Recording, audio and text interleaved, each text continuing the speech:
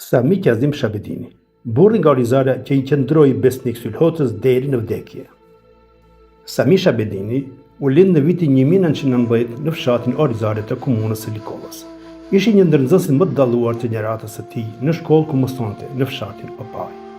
Ai ishte i pasionuar për lexim të gazetave dhe librave, saqë njëri nga dhomat e shtëpisë së tij i kishte ndërruar në leximore dhe bibliotekë. Që nga mosha 25 vjeçare, ju bashkua çështjes kombëtare për të luftuar për atë dhe, liri dhe bashkim kombëtar. Ishte njëri ndër bashkëpunëtorët më të ngushtë deri në vdekjen e tij të përbashkët të adhërtarit të çështjes kombëtare Sulhotla. Ai që në fillim ishte i lidhur drejt për së drejti me udhëheqësit kryesor të Organizatës Nacional Demokratike Shqiptare. Me angazhimin e tyre të pakursyer të adhërtarizmës, do të arrijë që të afirmojë dhe të shtrirë organizatën në të gjitha vendbanimet shqiptare.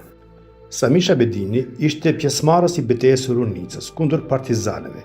Thuhet në një version se ka qenë bashkë me Sadik Hoxhën kur i kanë sulmuar dy partizanat që po gjuanin me mitralos, duke i vrarë dhe ja marrur mitralosin. Ishte tradhtuar së bashku me anëtarë të tjerë të grupit të Sulhotlës gjatë vitit 1947. Ai bashkë me Sulhotlën dhe grupin e tij u likujdua në rrethana misterioze, por që dihet se janë masakruar mizorisht. Asnjëherë nuk u gjet dhe nuk i dit as sot varr.